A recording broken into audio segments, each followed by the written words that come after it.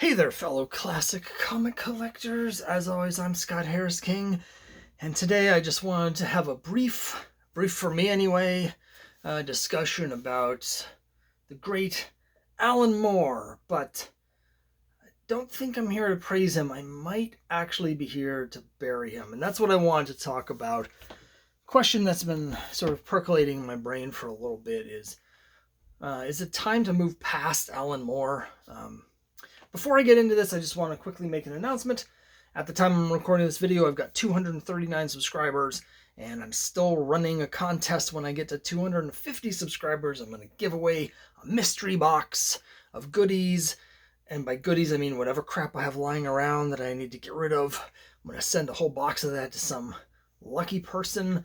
I'm going to try and tailor that, but no promises to whatever your tastes are.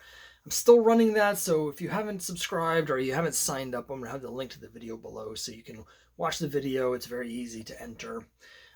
So check that out if you haven't already. But today, again, as I mentioned, we're here to talk about Alan Moore. I'm holding, of course, in my hand a copy of his seminal graphic novel, V for Vendetta, something that every comic collector must have in their collection.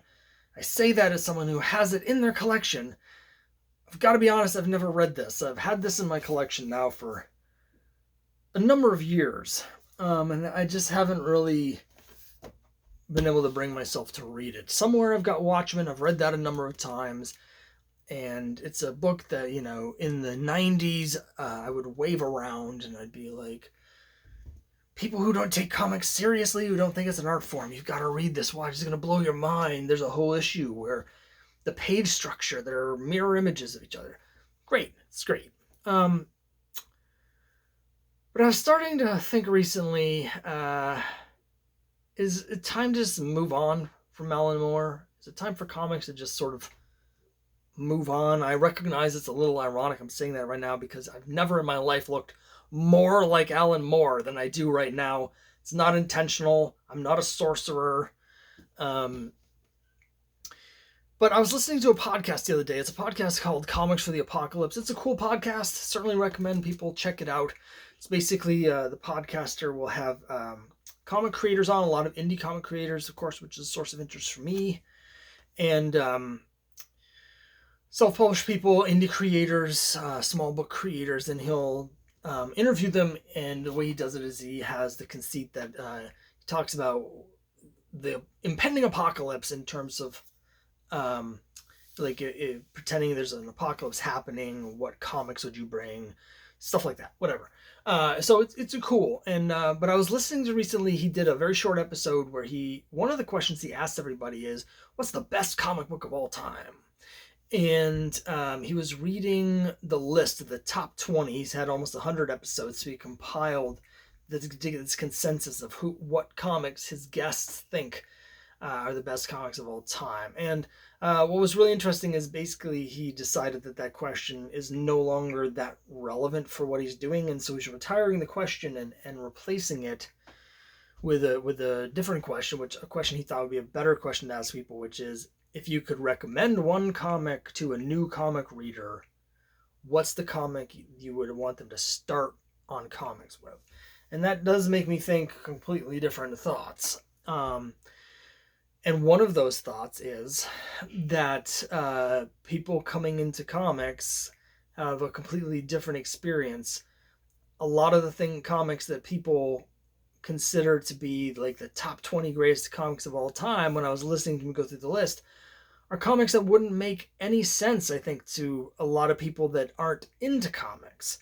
And a lot of the usual suspects kept coming up over and over again, mainly Alan Moore. It was Alan Moore with Saga of Swamp Thing, Alan Moore from Hell, Alan Moore this, Alan Moore that, and of course number one was Watchmen, Alan Moore's Watchmen.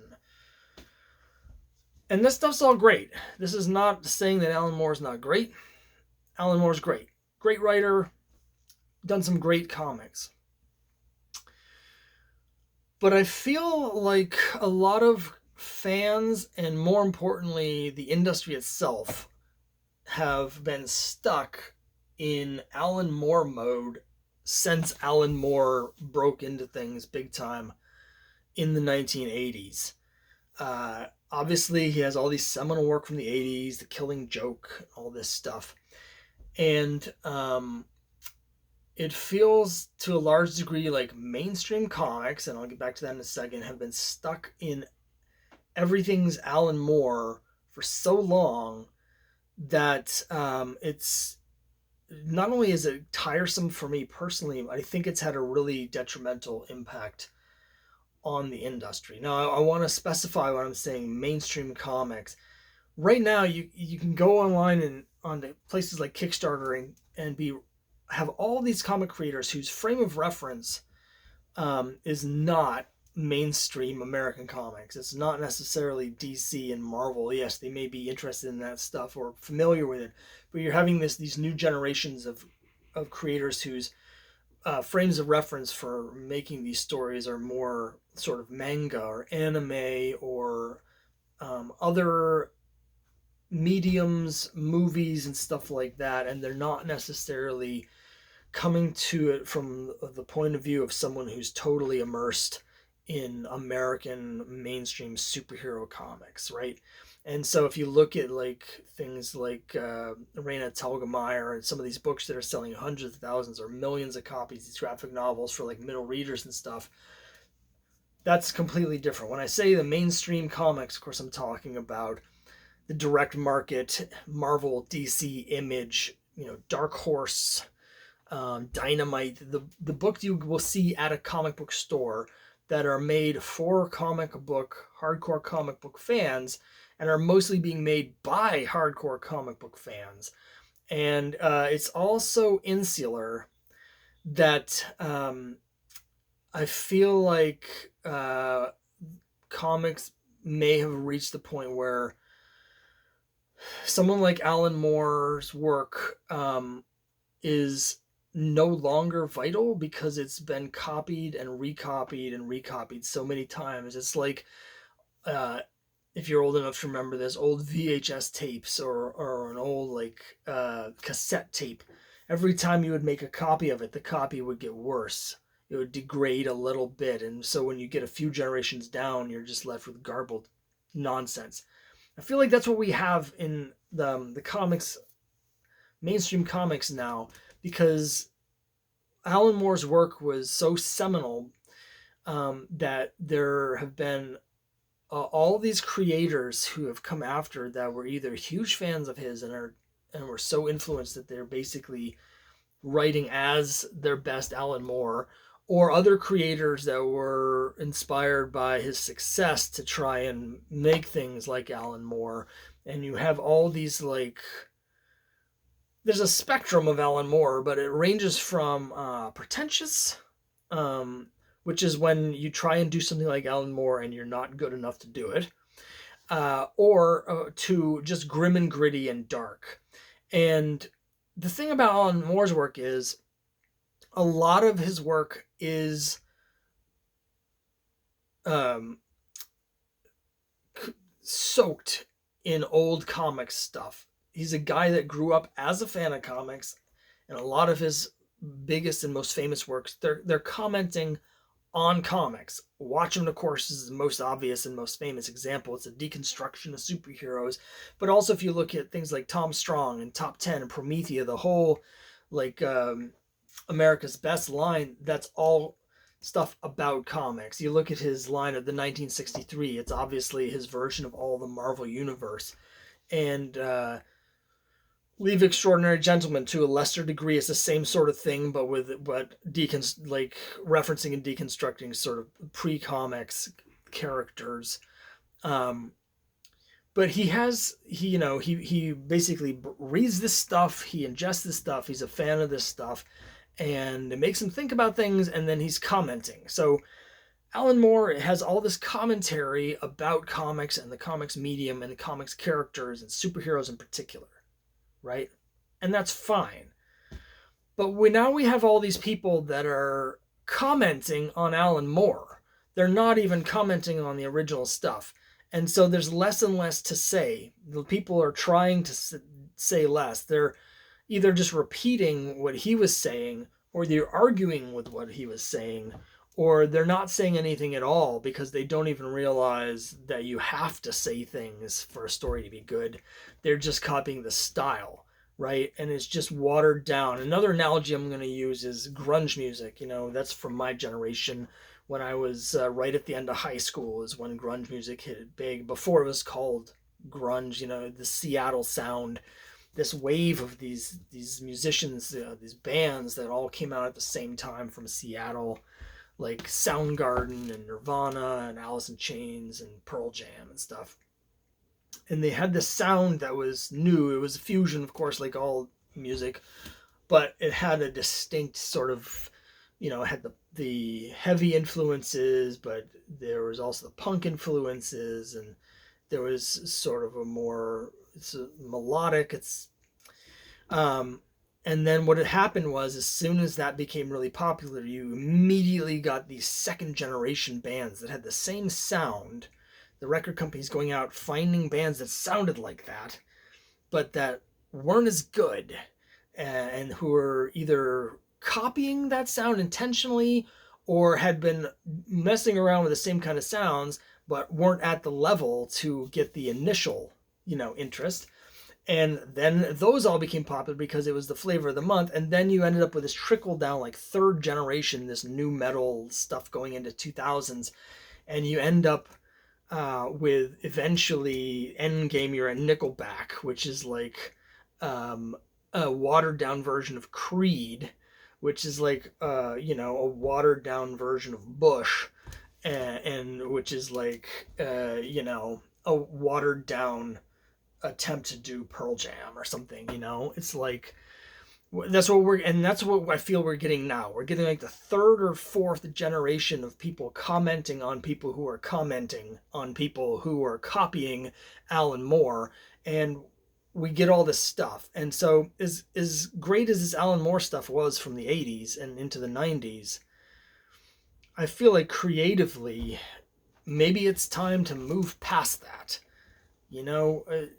and find a new paradigm. And as fans, I gotta be honest, I grew up in the 80s. This stuff was coming out when I was young, and so when I read this stuff from the 80s, I get the context because I lived through the context. I think it means something different to us of this age than it does to newer readers. But I just don't find any of it interesting anymore. I just don't. I can recognize the craft. I can read the stuff and recognize how good the craft is, like how well done it is, and what a good writer, specifically a good comics writer, Alan Moore is. Maybe the best comics writer, and by that I mean the writer of comic books. Just complete mastery of the form. Great. Totally respect that. But when I read the stuff, I just don't feel it. I don't feel any of it. If I read Watchmen now, I am blown away again by the craft, the scope, the artwork, and how it ties into things, and the Black Freighter and all this stuff. It's great. It's great on that level. But emotional impact, just like impact on me as a reader, and it's not just because I've read it a bunch of times.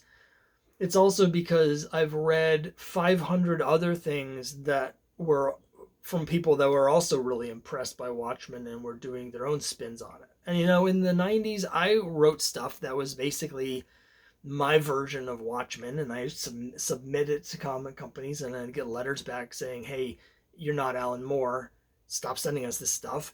So I get it, but I don't know. It's just something I've been feeling the last little bit, is that I think it might be time to just move on.